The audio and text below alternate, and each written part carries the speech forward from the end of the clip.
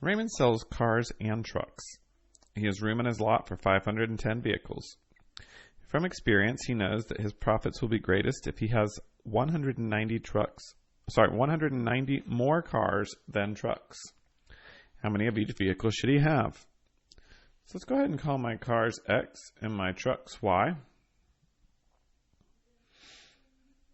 And so we know that he has 500 in total vehicles. However many X he has, plus however many Ys he have, must equal 510. All right. From experience, he knows that his profits will be greater if he has 190 more cars. So the quantity of cars should equal the quantity of, quantity of cars is my X, should equal the quantity of trucks plus 190. All right. Well, we've got an X equals, which means we have an isolated variable, so I may as well take that value of X and plug it in. So let's solve this system. Y plus 190 plus Y is equal to 510. Combine your like terms, so 2Y plus 190 is equal to 510.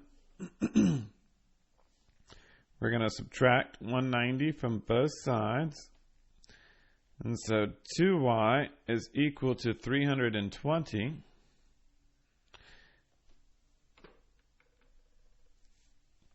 We're going to divide by 2 on both sides, and we end up with a Y that is equal to 160. Well, now that I know the value of Y, I can plug it into either equation. I would probably use the bottom one here because, well, to be honest, I'm plugging in a 160, adding it to 190, and getting my value of cars. So 160 plus 190, that's going to equal 350 cars. So X is equal to 350. Now, it's great to know my value of X, it's great to know my value of Y's, but this is a word problem, so we want to know what they are in reference to the actual problem. So in reference to the problem, we have Y, which we said is trucks. We're going to have trucks, and we will have 160 of them. We will have cars, and we will have 350 of them.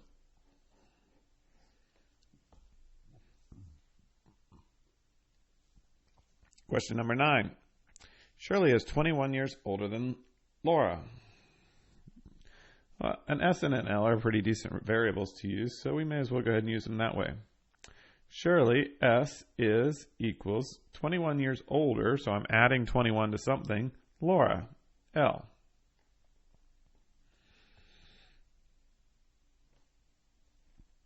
In 6 years. Now, this preposition has been added to the front of the sentence. We can add it to the end of the sentence just as easily, and that will probably make it easier to write an equation. So Shirley, S, will be, as our form of is, equals twice as old as Laura, 2L, in 6 years. So when 6 more years has passed, so the addition of 6 years, that's when Shirley will be twice the age of Laura. Well, now we have a system of equations. We have S is equal to 2L plus 6, and we have S is equal to L plus 21. Well, this is probably a great equation where, since I know the value of S in both equations, I'm saying that this value is equal to this value. I can set up an equation that looks like that. L plus 21 is equal to 2L plus 6. So we'll subtract L from both sides,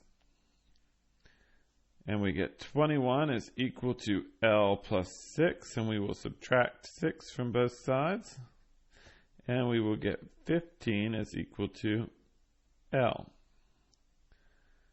So we now know that Laura is 15 years old. How old is Shirley? Well, Shirley is 21 years older than Laura. So if Laura is 15, then we add 21, and we determine that Shirley is 36 years old, while Laura is 15 years old.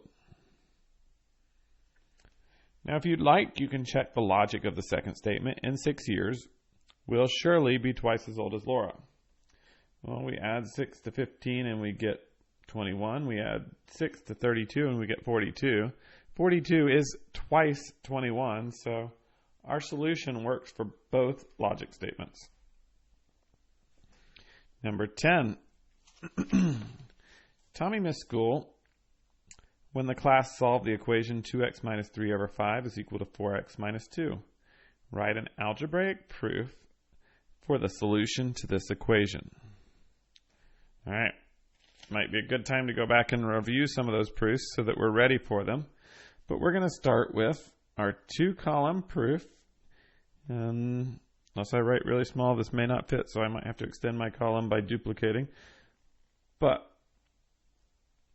we have our 2x minus 3 over 5 is equal to 4x minus 2. That is our first step, which is given. All right. Well, what do I need to do to solve this problem? I need to multiply both sides of the equation by 5. So step 2. I'm going to multiply the left side of the equation by 5, and we'll be left with 2x minus 3. And we're going to multiply the right side of the equation by 5, so 5 times 4x minus 2. So what did we do? We did the multiplication property of equality.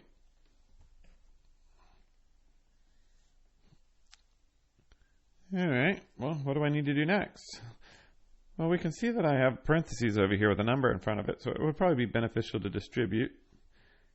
2x minus 3 is equal to 5 times 4, which is 20, x minus 5 times 2, which is 10.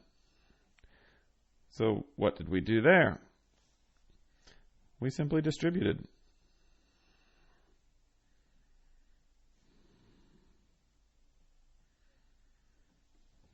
All right, what's next? Well, next I can see that I need my x's on one side and I need my constant on the other side. So step 4, I'm going to do this in one step. I'm going to subtract 2x from both sides, and I'm going to add 10 to both sides. So if we subtract 2x from both sides, I end up with 18x. If I add 10 to both sides, I end up with 7. So step 4, what did we do? We added to both sides.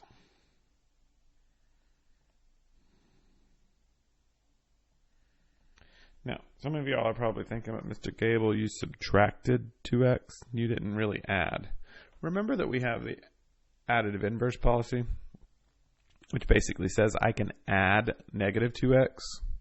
So yes, I am adding negative 2x to both sides, and I am adding 10 to both sides. And so that has kept my equation balanced using the addition property of equality. And last but not least, step 5. In order to get x by itself, we need to divide both sides by 18.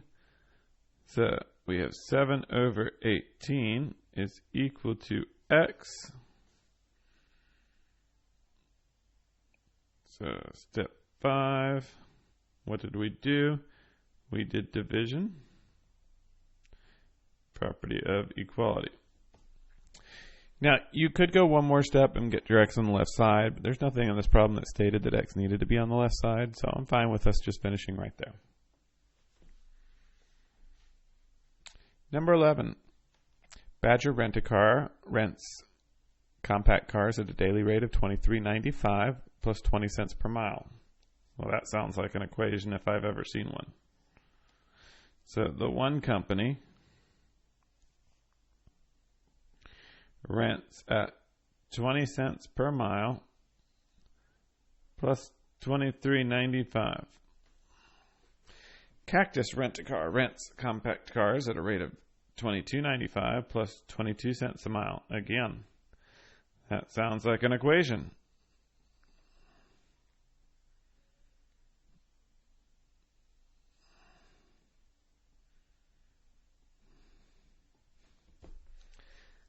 For what mileage is the cost the same?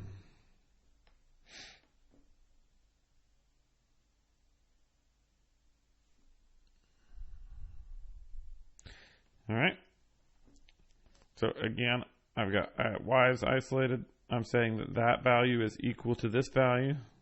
So we may as well go ahead and set them equal to each other. 0.20x plus 2395 is equal to 0.22x plus 2295. All right, we're going to subtract 2295 from both sides.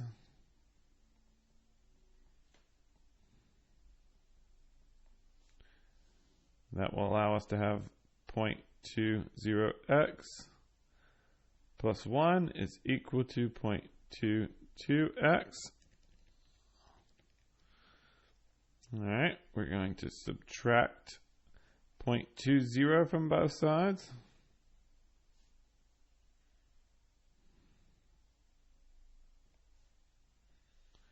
All right, and that's going to leave us with 1 is equal to 0.02x.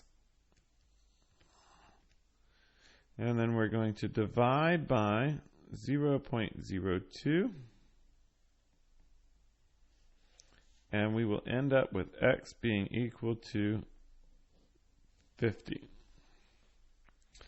So we want to answer the question, at what mileage is the cost the same? At 50 miles.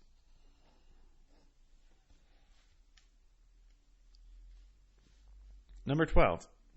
If the profit of company A is represented by P is equal to 500D plus 2,000, and the profit of company B is represented by P is equal to 400D plus 3,000, after how many days will company B exceed the profit margin of company A? Let's start by finding the system of equations that will tell us at how many days they will be the same. So again, we're saying P is equal to this value, and we're saying P is equal to this value. So we've essentially said that those two values are equal to each other. 500D plus 2,000 is said to be equal to 400D plus 3,000. So we'll subtract 2,000, and we will end up with 400D plus 1,000 is equal to 500D. And we will subtract 400D, so we're left with 100D is equal to 1,000. All right. And we divide both sides by 100, and D is equal to 10.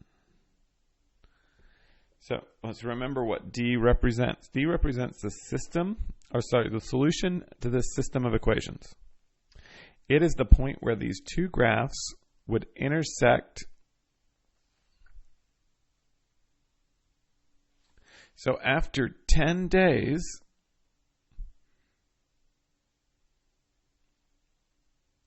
on 10 days, the profits would be the same. Which means if we want to know when company B will exceed, we would have to say after 10 days.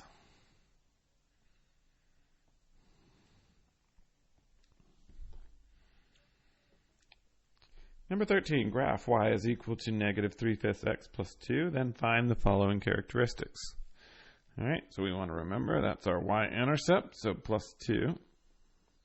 This is our slope, rise and run, but we have a negative, so we are rising by negative 3, which means we go down 1, 2, 3, over 1, 2, 3, 4, 5. Let me grab a ruler and a nice dark pen so we can see this.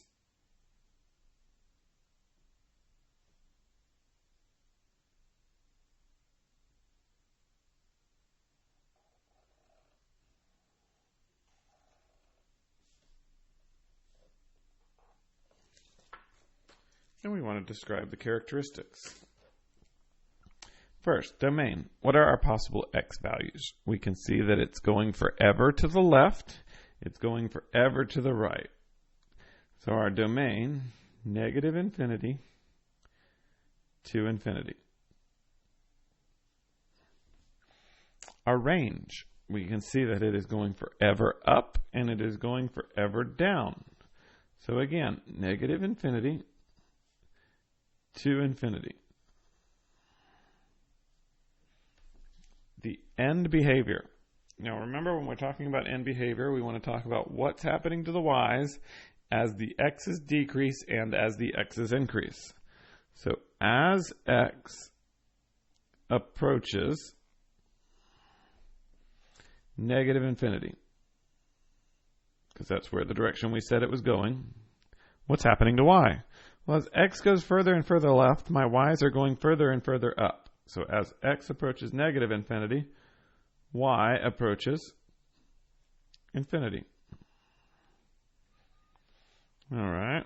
As x approaches infinity, y approaches. So as my x's go the further right, my y's go further down. That would be negative infinity.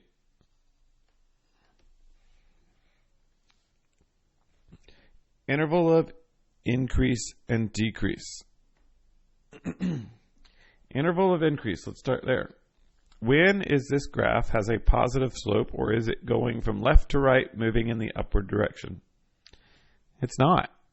So it doesn't have an interval of increase. Interval of decrease.